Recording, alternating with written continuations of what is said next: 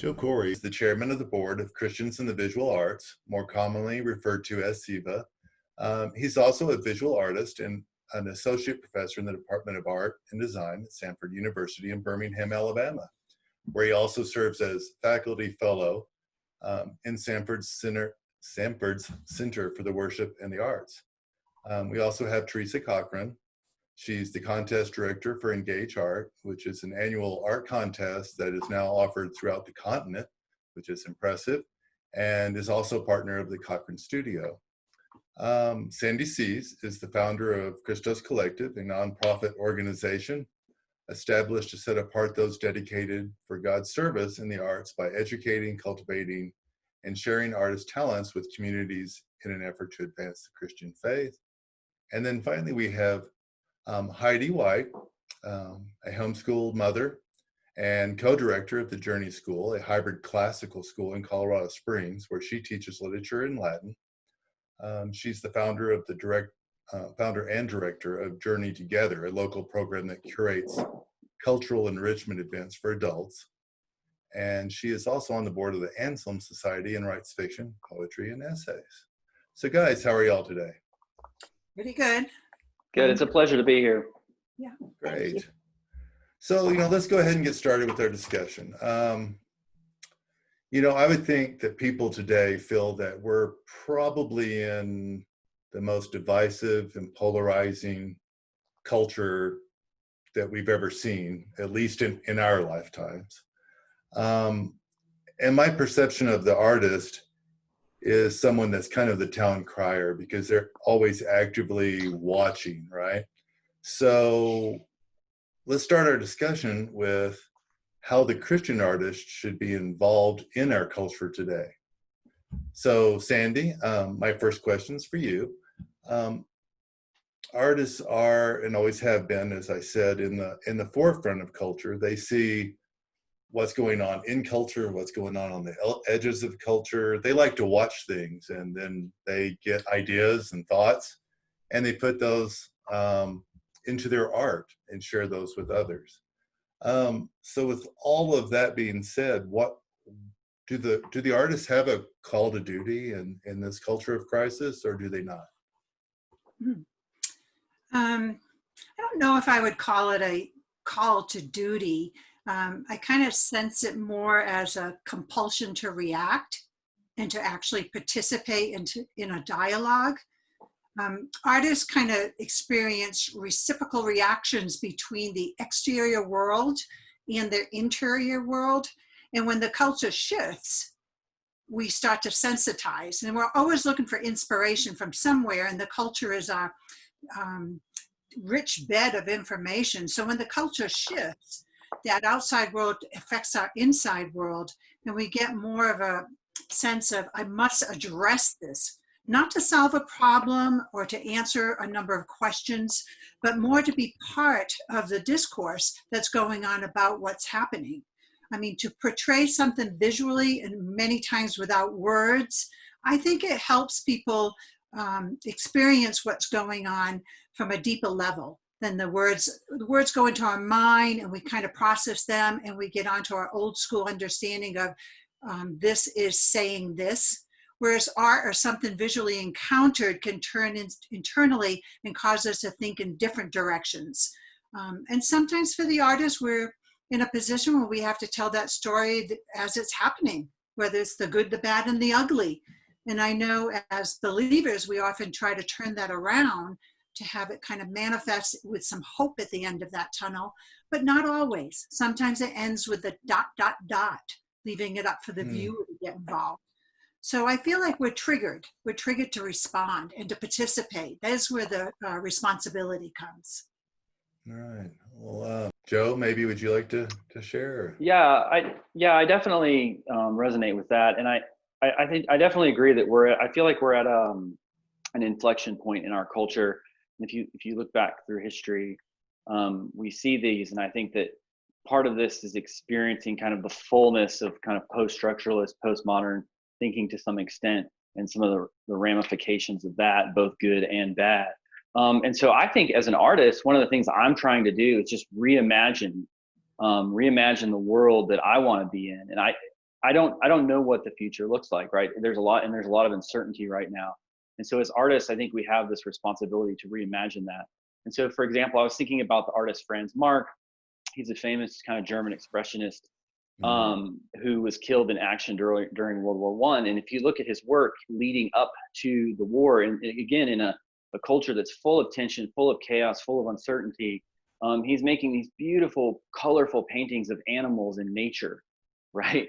And something resonates with me in that sense, that I want to know, like, what was he thinking about in the midst of all of this turmoil? And he's inspired to go out and make these beautiful paintings that have resonated now for over 100 years. And so I think, again, artists have that responsibility, and it's something that I think that we can have a really deep impact on. And if you think about all of these kind of touchstone cultural moments throughout history, again, really it's the artists, great art is made, and it's the artists who are leading the way into that next kind of stage and season of culture. So that's kind of my thoughts on that. Absolutely. I'd kind of like to bring this into a more detailed conversation, maybe specifically on polarization in our country. Theresa, now that we've kind of established, and I like this term, that artists are the catalyst for thought, do you think that they should just be a catalyst for thought, which could in itself be mediation, or do you think that they have at least some responsibility to be the mediator for that catalyst? I think it's a really interesting question, and I'm kind of two minds on it. To key off what Sandy was saying and Joe, the artists are called to make art, and it could be about social issues, it could be about economic issues, it could be about internal issues, it could be about their faith, it could be about all sorts of things, but it's not their job to make art, it's their calling to make art. They can't really help it, and they don't know who their art is going to touch or what it's going to impact, and making work with the goal of it touching someone or impacting someone, that's not their job, right? Their job is to make the art that they're called to make, and then let the art do its job. So that's one part of my mind. And the other part of my mind says that many, many, many artists, but not nearly enough maybe, are thinkers. And thinkers are both catalysts and mediators by their very nature. So when my husband and I are acting as public art consultants and we're advising clients about who they might want to work with for important public spaces, we almost always say to them, you shouldn't be looking for an artist. You should be looking for an artist who's a thinker. And artist thinkers come in all sorts of flavors, but the best ones, and this is my opinion now, the best ones are able to do more than one thing at once. Like, they can combine personal, societal, and universal stories or thinking into their art. Some do it very intentionally, some do it instinctively, but then they can simplify that message so that it's accessible to lots of people at various levels of socioeconomic status, of intellect, of age, of whatever. And they sort of reach all of these audiences through a simple message that becomes a universal message. My bias is that I like the ones who are highlighting our common values and are making surprising connections between people, which drives us all toward the highest within us, I think. But is their job to act as catalysts of thought or to mediate? Not really, but they almost automatically do their things through their art by the nature of who they are and how they are called. Wonderful. Yeah. Heidi, what are your thoughts on the artist as catalyst for thought? I really like, Theresa, what you just said about that it's almost like you can't help it, right? If you create some kind of artifact that represents goodness, truth, or beauty, that takes the inner world and of the artist and connects it with the outer world of thought and idea, and then creates a new artifact in the world. When we're doing that, we are the most like God, right? Because he is the creator, and we imitate him by creating something. And that by its very nature is going to spark thought. I think artists who, I want to tie this back to, Michael, how you started the question about the ideological divisions within our culture. And one thing that artists have always done, and the best artists always do, is to remind us that we're human, not just representations of ideology, right? So we have a name for art that is intended to promote ideology, and that's propaganda. So that is what we're trying to avoid as artists, to create something. What we want to do is to create something that connects with transcendence, with something beyond us, something that isn't just in the individual, isn't just in the public square, but that takes what's in the individual and the public square and connects that with something greater and higher. And if we remain bound by, I'm going to try to create something that represents an idea, even if we think that's right, even if we think our idea is the best idea and better than anybody else's idea, we are running the risk of propaganda. So I think what artists can relax, I think that's good news for artists, because then what artists can do is just say something true, make something beautiful, and be good. And that is going to connect with transcendence, rather than trying to say, I have to create some kind of thing that's going to be really important right now in this cultural moment. No, just make something beautiful, do something good, make something true. And that is really good news for artists, I think. That's wonderful. I like that concept of, it's kind of like goodness. When you bring beauty into the world, you can have a room full of darkness, but a small candle can light up the entire room. And that's kind of, I think what you're saying is just bring beauty, and that will bring the culture back to something that's nice. Yeah. That's wonderful. I also think I like the thought of, as an artist, to be in process. Like you say, not to try to dictate what the work is going to be. We're affected and we're inspired to make work, but in the process is when most of the beauty develops. You just allow it to go through the process and come together. I just worked on a piece recently that started off very sad, and it ended out just being so lyrical and so freeing. That's the beauty of getting involved. It's just hear the stories, but just process the stories and let them tell their own, voice in the end. Yeah, let the art guide you. Go ahead, Joe. I was going to say, I would agree with all of that, and I think that, as Christian artists, we want our work to display grace, right? Mm-hmm. And both in that process is where we find that grace as we're working something out, right? And it's not working 1 minute and then all of a sudden it's like that aha moment, you get it to work. But then also sending it out in the world, and having it kind of be somewhat of a beacon for grace. And again, a lot of that's beyond our control. But I think if we're genuine in that desire to follow that calling as believers to do that, God's going to honor that. That's the exact word I used when I finished this piece. It reached grace. So yeah, I'm totally on the same wavelength with you. That's wonderful. So, Joe, let's discuss an issue that's very active at the moment: race, conflict, anarchy or reform. We're sitting here talking about the artist, developing things that are beautiful, but how does an artist engage when there's this much turmoil in the culture?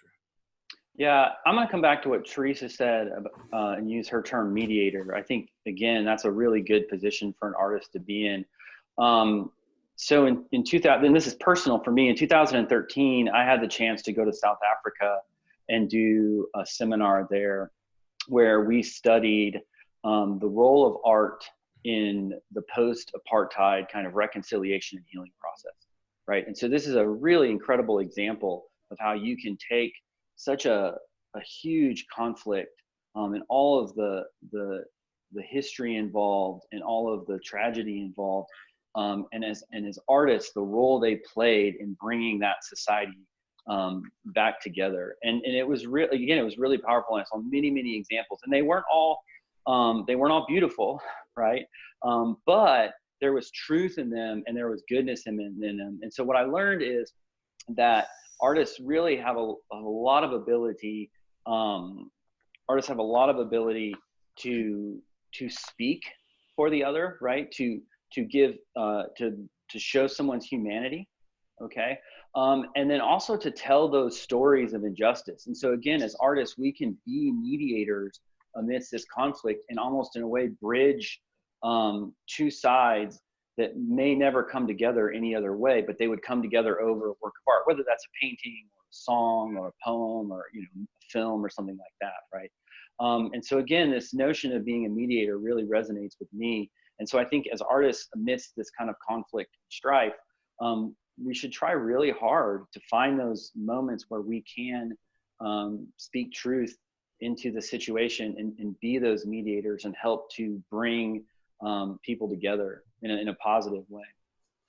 Absolutely. Yeah, I feel like, you know, if the artist keeps their mind focused on God, then a lot of that will come through. But Theresa, what are your thoughts on the artist and their ability to engage between the turmoil? Turmoil is at a lot of different levels, and artists are always engaging in interesting questions, and there's always conflict in interesting questions, or there's almost always conflict. But what Joe was saying, what was coming into my mind while you were talking, Joe, was that those artists in South Africa were being honest. You know, it might not have always been beautiful, but it was cutting through something to a deeper truth. And that's something that artists can sometimes do. And I know that Sandy's done some participatory work, and that's also a lot of what my husband and I do is participatory public art. And when you're working with a lot of different people who come from a lot of different points of view, then you're dealing with people on all sides of an issue, and finding that honesty, that sort of rock bottom honesty, and by not doing it in any kind of put on way or fake way, but by engaging what's most important to the artist and integrating the perspectives of others. I think that's how we deal with difficult issues as artists. That's how I think about dealing with them as an artist. And hopefully we can come to a place, not that we can come to a place that is higher than where we all started, that finds a better, the better angels of our nature, whatever that phrase is. But for a community, not just as an individual. And of course, a lot of artists are working as individual artists, and that's sort of different than my experience. But, you know, they're doing easel work, or they're doing performance for an audience, and then it's over, right? And those are really important moments of cultural connection. So regardless of whether it's somebody seeing your work and it's going to be over in an hour, or if they're going to see it for the next 20 years on their walls in the city, it's still a point of cultural connection. And people who that's how culture brings people together, is that all sorts of different people see this or experience it, and then they have something to talk about that isn't, it might be controversial, it might not be controversial. They might both think it's terrible, but be on different sides of the political aisle, right? They've got something to talk about that they agree on, or they have something to talk about that's in the public sphere and is safe for them. So I think there are a lot of ways, and a lot of artists do this work without knowing that they're doing it, or without doing it intentionally, because they're creating culture that other people are resonating with. You know, it makes me sense too, Theresa, when you say that, how as an artist, we have to be so humble in those kind of situations. It's really important, otherwise we'll be very ethnocentric. And if you want to be instrumental or a catalyst or an agency or just a vessel, that's where I think from a godly point of view, if we can learn to just be humble in that and to be used in a way of bringing all those perspectives together into something so that it's not our dialogue necessarily that's being promoted. It's more like Heidi said, we're not trying to tell the story, we're just trying to start a story. And I think having humility is really important as an artist to be able to launch that and have people participate and feel comfortable. Absolutely. Yeah, that idea of humility is key. And I think for me, especially, I want my work to serve others. I don't want it to be self-serving. And I think if we approach our work as artists in a posture of just serving ourselves or our own egos, then Right. It's really difficult to actually get to that place that we're talking about, where art can be a mediator and can show grace. And so, yeah, I think the key is really just that kind of humility, a willingness to serve others through your work. Again, you might not know what the ends of that meat looks like, but if the posture's there, you can just trust the Lord will take care of it. That's what I consider collaboration. When we think of artists, we collaborate a lot, but when you're collaborating with the Lord, he makes it perfectly clear, you are in my hands now, and it's through you that I'm going to deliver my message. So yeah, I totally see where that's coming from. Yeah, I think there's how they say, as long as there are tests, there will be prayer in schools. I think that as long as artists are collaborating and working with large ideas, there'll be prayer with artists. A lot of, what does this mean? What is this supposed to be? And waiting for that grace and looking for that opportunity, that inflection point, as Joe was saying. That's beautiful. Heidi, let's jump to COVID-19. God has created us as relational beings, and we're meant to, celebrate together, to fellowship together, to be together. But this pandemic seems to really feel like it's tearing us apart, because we're not only polarized, but now we're isolated. So how do we stay human in this time of a new normal that could take years possibly to remediate? And how does the artist fit into that aspect? I love this question. I think we're all asking that. And what's fascinating and just really lovely and compelling to me is, we're doing it right this moment, right? We're reaching across this divide. We're on the other side of screen. Some of us don't know each other at all. And yet we're gathering together in the way that we can to have a conversation about something that matters in the culture and to each of us and to the kingdom of God. And humans, this is why art is so spectacular, because it is in the realm of art that, and disaster after disaster, wars, pandemics throughout history, people have found a way to cultivate the imago Dei, the image of God within their humanity. And almost always it's through art of some kind, whether it's music, visual arts, literature, poetry, storytelling. There's something about a time of crisis that innervates the artist to say, it's destitute. It needs something. It needs a voice to create beauty and bring people together. And that is true in every generation, in crisis after crisis, which is why tyrants go after artists and educators first, right? So in a time, in a season of crisis, it is art that reminds us that we're human. We're not just ideological representations. We're not robots. We're not people who can live without that kind of those mysteries of what it means to be human that we take for granted in a time of prosperity.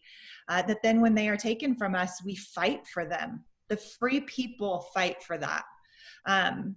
And I'm reminded very strongly of a story as we've been talking. You may have heard of the cellist of Sarajevo. And as he was a man named Vedran Smilovic, a cellist. And after Sarajevo was destroyed in the earlier in the 20th century, I think it was 1991 or 94, in the 90s. So it was recent. This is recent in our lifetime. Right. Sarajevo was decimated. And this man went every day into the rubble of the city, into the destruction of the city. And he brought his cello, and with nobody around, he just played Adagio in G, right? Every day for weeks and weeks and weeks. And people started to hear him. People started to come out of the rubble, to come out of this time of crisis and gather and listen to him. And you know what the communists did? They tried to kill him. They went after him. Because there is something so compelling about creating beauty in the rubble, about a culture remembering who they are, and about humans saying, in spite of the fact that you're trying to take over, we're going to go out there and be free and create something beautiful and remember our legacy. And that's, I think, the main role of the artist, is to remind us that we're human, to remind us that beauty does belong in the public square and truth belongs. And that doesn't mean that every single piece of art can't have ugliness in it. It has to tell the true story of the world, right? There is a fall, there is darkness, and that must be portrayed so that when the redeeming piece, when the redeeming bit of the art gets highlighted, whether it's a story or a piece of music or a visual piece, when that redemption comes, we can compare it and say that the redemption was always going to be stronger than the darkness. And that's the thing that artists, I think, offer to the world in a time of crisis. And we need that. We cannot just have it in the past generations. We need it by artists making art now in this cultural moment, and bringing people together and reminding us that the world is worth fighting for and that light is stronger than darkness. Wow. I love that, because it's kind of like art is hope. Yeah. That's wonderful. And remember, like, it just has this piece of memory that it's a constant, like this echo. It's like the remember. There's that moment in, what is it? The Silver Chair in the Chronicles of Narnia. When Aslan gives the threefold command, remember. It's Trinitarian in nature, that's the thing that will save you, is memory. And artists do that. They remind us to remember our humanity in times of crisis. And I'm done talking now. That was a lot. Not at all. So Joe, would you like to comment any on the situation we're in and how art helps us to remain relational? Yeah, I mean, I think Heidi's 100% right. But I think as an artist, we have to be in a position where we can do that. And as a Christian artist, I think in times like this, and again, as Heidi pointed out, this isn't the first time in history people have been isolated and have had to work this way. But I think the spirit, practicing the spiritual disciplines, or something that I do regularly, that I encourage my friends to do, that can really help us stay connected to God. And through that, I think it can get us into a place where spiritually and mentally we're able to do the work that we need to be doing right now. Wonderful. Guys, I've really enjoyed this whole conversation. And first, I want to thank you all for taking the time to share with us. And, in my mind, all of us work for organizations that try to promote the arts and explain how important arts are. But listening to this conversation, I'm like, I don't know how anyone would ever think the art is just fun and frivolous and doesn't have a serious point to bring to our lives, that we are part of the hands and feet of our Lord. Thank you, guys. Oh, thank you. Thanks for having us, Michael. Sure. Really appreciate it. Yeah, thanks a lot. Really fun to talk with people who are thinking about these things in a serious way. Absolutely. It's fun to listen to people that are talking about things in a serious way. And doesn't SIVA have something coming up, like their table talks or something? Yeah, so one of the programs that we have started just as a result of some of the stuff that's going on culturally is we're doing a series of what we're calling kitchen table talks. The second one is going to be on Tuesday. There'll be another one, I think, in mid-September. And what we're doing is we're inviting our members of color to come to our kitchen table and just share their experiences. And so participants, you don't even have to be a SIVA member to attend. When you register, you can ask questions. And so it's a chance for them to share and a chance for other members to ask questions about how we can support them or what specific things about their experience of being a person of color in the art world and what that's like. So yeah, thank you for reminding me of that, Theresa. It's just been a really great way to bring our members together and just start conversations at, again, what we're calling our kitchen table. It's a chance for family to talk honestly. And it's not always, glitter and sparkles, but it's been a really great experience for everybody.